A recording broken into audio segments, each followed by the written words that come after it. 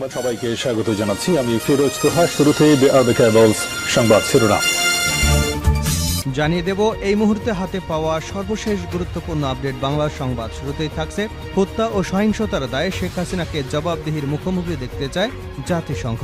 মঙ্গলবার জাতিসংঘ মহাসচিবের মুখপাত্র স্টিফেন ডুজারিক এক প্রেস ব্রিফিংয়ে কথা বলেছেন। এবারে জানাবো, তিনি তো বলে যেতে পারতেন। Phulbaria Phoenix road police headquarter, শীর্ষ কর্মকর্তারা উদ্বিগ্ন, ঘামছেন। বিশেষ টেলিফোনের পাশেই বসে আছেন আইজিপি চৌধুরী আব্দুল আল মামুন। 5 আগস্ট দুপুরের দিকের কথা। সকাল থেকে দুপুর বিশেষ টেলিফোন কয়েকবার বেজেছে, কিন্তু কাঙ্ক্ষিত ফোন নয়। বেলা যখন 2:30 তখন টেলিভিশনের পর্দায় নতুন খবর ভেসে উঠল। প্রধানমন্ত্রী পদত্যাগ করেছেন। তার হেলিকপ্টার বঙ্গভবন হয়ে আগরতলার পথে। অবাক বিস্ময়ে তাকিয়ে রইলেন আইজিপি, অতিরিক্ত আইজিপি কামরুল ইসলাম, মনিরুল ইসলাম, আতিকুর রহমান, ডিএপি কমিশনার হাবিবুর রহমান, ডিএপির অতিরিক্ত কমিশনার হারুনা রশিদ ও প্রভাবশালী পুলিশ সুপার প্রলয় কুমার জোয়ারদার। তখন অফিসাররা বলাবলি করছিলেন, তিনি তো আমাদেরকে বলে যেতে পারতেন, অথচ আমরা তার শেষ নির্দেশনার জন্য অপেক্ষা করছিলাম। জানাবো, অবশেষে পদত্যাগ করলেন নাজমুল হাসান পাপন। দেশে অন্তর্বর্তীকালীন সরকার দায়িত্ব গ্রহণ করবার পর বিভিন্ন মন্ত্রণালয়, দপ্তর এবং অধিদপ্তরে ব্যাপক রদবদল হচ্ছে। গত কয়েকদিনে ক্রীড়াঙ্গনের বড় খবর, পদত্যাগ করতে যাচ্ছেন বাংলাদেশ ক্রিকেট বোর্ডের সভাপতি নাজমুল হাসান পাপন। অবশেষে আজ বোর্ড সভায় আনুষ্ঠানিকভাবে ক্রিকেট বোর্ডের সভাপতির পদ থেকে সরে দাঁড়িয়েছেন তিনি।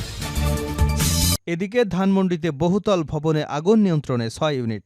রাজধানীর ধানমন্ডিতে একটি বহুতল ভবনে আগুন লাগার খবর পাওয়া গেছে। এটি নিয়ন্ত্রণে কাজ করছে ফায়ার সার্ভিসের 6 ইউনিট। বুধবার ফায়ার সার্ভিসের ডিউটি অফিসার লিমা খানম বিষয়টি নিশ্চিত করেছেন।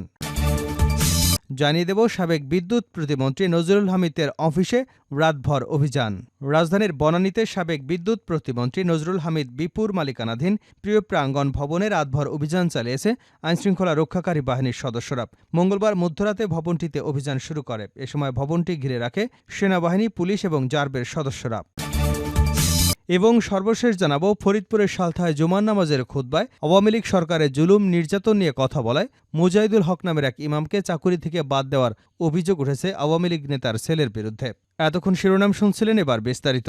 প্রিয় দর্শক, আপনি যদি এই চ্যানেলে নতুন হয়ে থাকেন, ভিডিওটি দেখতে দেখতে চ্যানেলটি সাবস্ক্রাইব করে আমাদের সঙ্গেই থাকুন। আর এই ভিডিও সম্পর্কে আপনি আপনার মূল্যবান মতামতটি কমেন্ট বক্সে জানিয়ে দিন। আর হ্যাঁ প্রিয় দর্শক, জানিয়ে দিন ভিডিওটি কোথা থেকে দেখছেন। হত্যা ও সহিংসতার দায়ে শেখ হাসিনাকে জবাবদিহির মুখোমুখি দেখতে চায় জাতিসংঘ। সাম্প্রতিক ছাত্র জনতার গণঅভ্যুত্থানে হত্যা এবং সহিংসতা চালানোর দায়ে সদ্য ক্ষমতাচ্যুত প্রধানমন্ত্রী শেখ হাসিনা সহ জড়িতদের জবাবদিহির মুখোমুখি দেখতে চায় জাতিসংঘ। মঙ্গলবার জাতিসংঘ মহাসচিবের মুখপাত্র স্টিফেন ডুজারিক এক প্রেস ব্রিফিংয়ে একথা জানান। ব্রিফিংয়ে স্টিফেন ডুজারিকের কাছে একজন সাংবাদিক প্রশ্ন করেন, বাংলাদেশে স্থিতিশীলতার দিকে যাচ্ছে, কঠিন এ সময় এ দেশকে সমর্থন দেওয়ার কথা জানিয়েছে জাতিসংঘ। তবে যারা 119 জন মানুষকে হত্যা করে এবং 25,000 মানুষকে আহত করার জন্য দায়ী, তাদের বিচারের আওতায় আনার বিষয়ে জাতিসংঘের মহাসচিব কি কিছু বলেছেন? তাদের অধিকাংশই গুলি কিংবা স্বৈর শাসক শেখ হাসিনা দেখামাত্র গুলি করবার নির্দেশেই হতাহত হয়েছেন।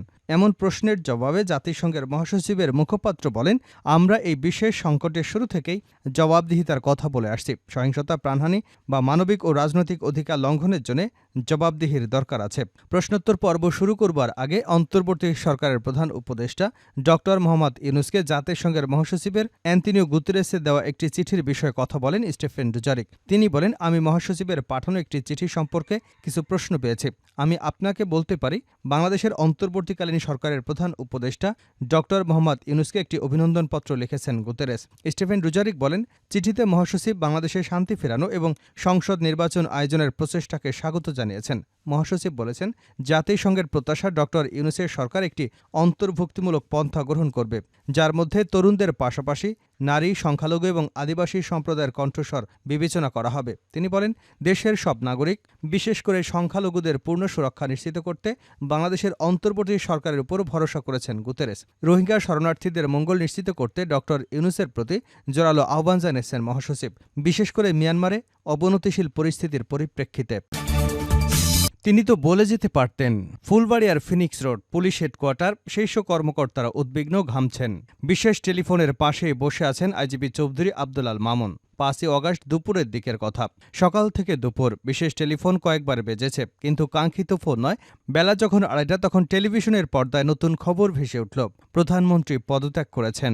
তার হেলিকপ্টার বঙ্গভবন হয়ে আগরতলার পথে। অবাক বিস্ময়ে তাকিয়ে রইলেন আইজিপি, অতিরিক্ত আইজিপি কামরুল ইসলাম, মনিরুল ইসলাম, আতিকুল ইসলাম, ডিএমপির কমিশনার হাবিবুর রহমান, ডিএমপির অতিরিক্ত কমিশনার হারুনা রশিদ ও প্রভাবশালী পুলিশ সুপার প্রলয় কুমার জোয়ারদার। তখন অফিসাররা বলাবলি করছেন, তিনি তো আমাদেরকে বলে যেতে পারতেন, অথচ আমরা তার শেষ নির্দেশনার জন্য অপেক্ষা করছিলাম। রাস্তায় তখন লাখো লাখো মানুষ, ভয়ে কাঁপছেন এই অফিসাররা। কোন দিকে যাবেন, কিভাবে যাবেন? কারণ চারিদিকে মানুষ আর মানুষ। ছাত্র জনতার প্রতিরোধের মিছিল রূপ নিয়েছে বিজয় মিছিলে। মানুষের বাঁধভাঙা স্রোতে নগরের কোথাও নিজেদেরকে নিরাপদ ভাবতে পারছে না এই পুলিশ সদস্যরা। ইতিমধ্যে অনেক ঘটনাই ঘটে গেছে, তাই আইজিপি সিদ্ধান্ত নিলেন হেলিকপ্টার এনে সদর দপ্তর ত্যাগ করবেন। হেলিকপ্টার এলো। উল্লেখিত অফিসারদের মধ্যে 2 জন ছাড়া বাকিরা হেলিকপ্টার চড়ে তেজগাঁও বিমানবন্দরে চলে গেলেন। এর মধ্যে অতিরিক্ত আইজিপি কামরুল ইসলাম রিকশায় করে বাড়িতে গেলেন। আলোচিত গোয়েন্দা কর্মকর্তা হারুনা রশিদ দেওয়াল টপকে আগেই হেডকোয়ার্টার ত্যাগ করেন। অবশেষে পদত্যাগ করলেন নাজমুল হাসান পাপন। দেশের অন্তর্বর্তীকালীন সরকার দায়িত্ব গ্রহণের পর বিভিন্ন মন্ত্রণালয়, দপ্তর এবং অধিদপ্তরে ব্যাপক রদবদল হচ্ছে। গত কয়েকদিনে ক্রীড়াঙ্গনের বড় খবর, পদত্যাগ করতে যাচ্ছেন বাংলাদেশ ক্রিকেট বোর্ডের সভাপতি নাজমুল হাসান পাপন। অবশেষে আজ বোর্ড সভায় আনুষ্ঠানিকভাবে ক্রিকেট বোর্ডের সভাপতি পদ থেকে সরে দাঁড়িয়েছেন তিনি। আজ বোর্ডে নীতি নির্ধারণী পর্যায়ে পরিচালনা পরিষদে জরুরি সভা ডাকে বিসিবি। সচিবালয়ে অবস্থিত যুব ও ক্রীড়া মন্ত্রণালয়ের কনফারেন্স রুমের এই বৈঠকে অনলাইনে যোগ দেন পাপন। সূত্র বলছে, বিসিবির সভাপতির পদত্যাগের ইস্যুতে এ বৈঠক ডাকা হয়। গত 5ই অগাস্ট সরকার পতনের পর থেকে আত্মগোপনে রয়েছেন বিগত সরকারের ক্রীড়া ও মন্ত্রণালয়ের দায়িত্ব পালন করা পাপন। কারো কারো মতে তিনি দেশের বাইরে। এরই মধ্যে স্থবিরতা নেমে আসে দেশের সর্বোচ্চ ক্রিকেট প্রশাসনে। নারী টি-20 বিশ্বকাপ হবার কথা থাকলেও তা সরিয়ে নিয়েছে আইসিসি। 2009 সাল থেকে কিশোরগঞ্জ 6 আসনে এমপি ছিলেন নাজমুল হাসান পাপন। এর আগে সরকার মনোনীত সভাপতি হিসেবে 2012 সালে প্রথমবার বিসিবির দায়িত্ব নেন। সেই থেকে টানা 3 মেয়াদে বিসিবির নির্বাচিত সভাপতির দায়িত্ব পালন করে আসছেন এই পাপন। ধানমন্ডিতে বহুতল ভবনে আগুন, নিয়ন্ত্রণে কাজ করছে 6 ইউনিট। রাজধানীর ধানমন্ডিতে একটি বহুতল ভবনে আগুন লেগেছে। নিয়ন্ত্রণে কাজ করছে ফায়ার সার্ভিসের 6টি ইউনিট। বুধবার ফায়ার সার্ভিসের ডিউটি অফিসার লিমা খানম বিষয়টি নিশ্চিত করেছেন। তিনি বলেন, বুধবার সকাল 10:25 দিকে ধানমন্ডির 5 নম্বরে 10তলা একটি ভবনের 8 তলায় আগুন লাগার খবর পান তারা। এরপর তাদের 6টি ইউনিট ঘটনাস্থলে গিয়ে আগুন নিয়ন্ত্রণের কাজ শুরু করে। তবে প্রাথমিকভাবে আগুন লাগার কারণ এবং হতাহতের কোনো খবর জানাতে পারেনি ফায়ার সার্ভিসের কর্মকর্তা। খুতবায় আওয়ামী লীগের জুলুম নির্যাতন নিয়ে বয়ান, চাকুরি গেল ইমামের। ফরিদপুরের সালথায় জুমার নামাজের খুতবায় আওয়ামী লীগ সরকারের জুলুম নির্যাতন নিয়ে কথা বলায় মুজাহিদুল হক নামের এক ইমামকে চাকুরি থেকে বাদ দেওয়ার অভিযোগ উঠেছে আওয়ামী লীগ নেতার ছেলের বিরুদ্ধে। উপজেলার মাঝারদিয়া ইউনিয়নের মুরুটিয়া গ্রামে মধ্যপাড়া জামে মসজিদে ঘটনা ঘটে। ইমামের চাকুরিচ্যুতের বিষয়টি জানাজানি হবার পর থেকে সামাজিক যোগাযোগ মাধ্যমে ব্যাপক সমালোচনা চলছে। মঙ্গলবার 20 অগাস্ট বিকেলে ভুক্তভোগী ইমাম হাফেজ মৌলানা মুজাহিদুল হক তার চাকুরিচ্যুতের ঘটনার সত্যতা নিশ্চিত করেন। মুরুটিয়া গ্রামের মুসল্লিরা জানান, মধ্যপাড়া জামে মসজিদ পরিচালনা কমিটির সভাপতি, মাঝারদিয়া ইউনিয়ন আওয়ামী লীগের সভাপতি ও ইউপি চেয়ারম্যান আফসার মাতুব্বরের ছেলে স্বপন মাতুব্বর আওয়ামী লীগ নেতার ছেলে হয়, তাকে মসজিদের সভাপতি নির্বাচিত করা হয়। তারা আরও জানান, শেখ হাসিনার পতনের পর গত 9 আগস্ট জুমার নামাজের খুতবায় মসজিদের ইমাম মুজাহিদুল হক আওয়ামী লীগ সরকারের জুলুম নির্যাতন নিয়ে কথা বলেন। এ সময় সভাপতির সমর্থকরা খুতবায় বাধা দেন এবং পরে নামাজ শেষে ইমামকে মসজিদ থেকে বের করে দেন সভাপতি। ইমাম হাফেজ মৌলানা মুজাহিদুল হক কালবেলাকে বলেন, মুরুটিয়া মধ্যপাড়ার জামে মসজিদের গত 8 মাস ধরে ইমামতি করছি। গত 9 আগস্ট জুমার নামাজের খুতবায় জালিমের জুলুম নির্যাতনের পরিণাম কি হয় তা নিয়ে কথা বলি। তিনি বলেন, সেই সঙ্গে 2013 সালের 5 মে ঢাকার শাপলা চত্বরে হেফাজতে ইসলামের সমাবেশে হামলার বিষয়টি তুলে ধরি। এ সময় কালাম নামের এক মুসল্লি বাধা দেন। পরে পরিস্থিতি খারাপ হয়, আমি বয়ান বন্ধ করে দেই। এক পর্যায়ে নামাজ শেষে সভাপতি আমাকে চাকুরি ছেড়ে চলে যেতে বলেন। পরে আমি চলে এসেছি। এ বিষয়ে জানতে মুরুটিয়া মধ্যপাড়া জামে মসজিদের সভাপতি স্বপন মাতুব্বরের সঙ্গে যোগাযোগ করার চেষ্টা করা হলে তাকে পাওয়া যায়নি। তার ফোন নম্বর বন্ধ পাওয়া গেছে। তবে স্বপনের বাবা মাঝারদিয়া ইউনিয়ন আওয়ামী লীগ সভাপতি ও ইউপি চেয়ারম্যান আফসার মাতুব্বর বলেন, ইমাম সাহেব ধর্মীয় বয়ান বাদ দিয়ে আওয়ামী লীগের বিরুদ্ধে কথা বলেছিলেন। পরে ছেলেরা ঝামেলা বাঁধালে তিনি চলে যান। আমরা তাকে চাকুরিচ্যুত করিনি, তিনি একাই চলে গেছেন। এখন আমরা ভালো একজন ইমাম রাখব।